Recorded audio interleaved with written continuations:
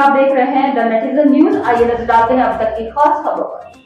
मैथिल ब्राह्मण समाज एकता मंच की केला देवी फार्म हाउस पर बैठक हुई संपन्न।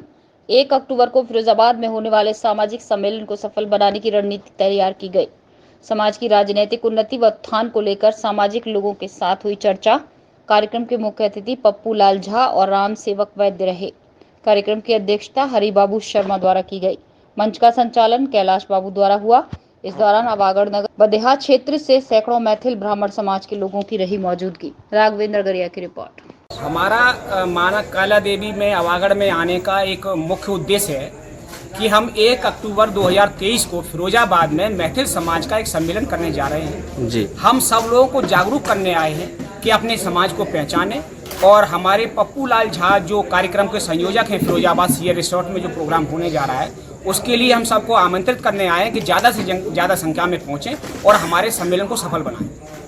अच्छा, ये बताइए, जो बैठक रखी गई है, इसमें बैठक में मुख्य उद्देश्य क्या रखा गया है और किस उद्देश्य के लिए यह बैठक रखी गई है? हमारी बैठक का मुख्य उद्देश्य है, हमको भारत सरकार में स्टेट बाय स्टेट में भागीदारी चाहिए। देखिए, यहाँ हमारी एक हमारे मैथिल समाज की एक बैठक थी माँ कैला देवी गेस्ट हाउस में, और यहाँ आने का हमारा ये मीटिंग रखने का एक पर्पज है, जो हमारा 1 तारीख को जो महासम्मेलन होने जा रहा है सीएस रिसोर्ट पर जी, तो उसके हम मुख्य संयोजक हम ही हैं। ऐसा है कि हमारा अब तक आज़ादी से अब लेके अब तक हमारी समाज को हर व्यवस्थाओं से वंचित रखा है। कहीं भी कोई बात आती है, कहीं उसकी हमारे जब हिस्सेदारी की, तो हमारे समाज को पीछे धकेल करके रख दिया जाता है, क्योंकि हमारा संख्या बल न ज़्यादा होने की वजह से। और ये बात कही जाती है कि हमारा संख्या बल भी नहीं है और आपकी इतनी बड़ी तादाद भी नहीं है। तो हमने इस बात को दिखाने के लिए, ये संख्या बल दिखाने के लिए हमने ये प्रोग्राम रखा है, क्योंकि राजनीतिक पार्टियों ने हमको हिस्सेदारी नहीं दी है। हमारे समाज के वोट तो लिए हैं जी, वोट लेने के बाद उनको पीछे करने का काम किया।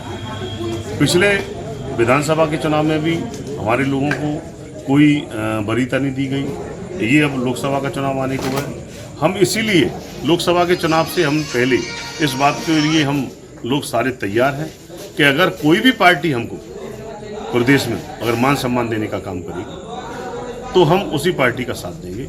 अगर कोई पार्टी हमारा मान सम्मान नहीं देती, अगर हम लोगों को अपना नहीं शामिल करती है, तो हम लोग इकट्ठे होकर के हम अपना एक प्रत्याशी यहाँ से अपना तैयार करेंगे। और यहाँ से ही नहीं, हम प्रदेश में जहाँ जहाँ हमारा संख्या बल अधिक है, वहाँ से उत्तर प्रदेश में भी या अन्य प्रदेशों में भी हम लोगों से हमारा बहुत बड़ा संगठन है। हम पूरे देश में 20 करोड़ लोग हैं। जहाँ जहाँ हमारे लोग हैं, वहाँ से हम अपना प्रत्याशी खड़ा करेंगे, और लोकसभा में हम लोग चैलेंज करेंगे इस बात के लिए कि अगर हम किसी को हरा नहीं सकते, तो अगर किसी को जिता नहीं सकते, तो हम हराने का काम तो करेंगे। क्योंकि अब तक हमारा जो वोट लेकर के हमें मान सम्मान न देने का काम जो किया है पार्टियों ने, इस बात के लिए हम उनको बता देंगे कि हमारा समाज भी अब एक निर्णायक स्थिति में है।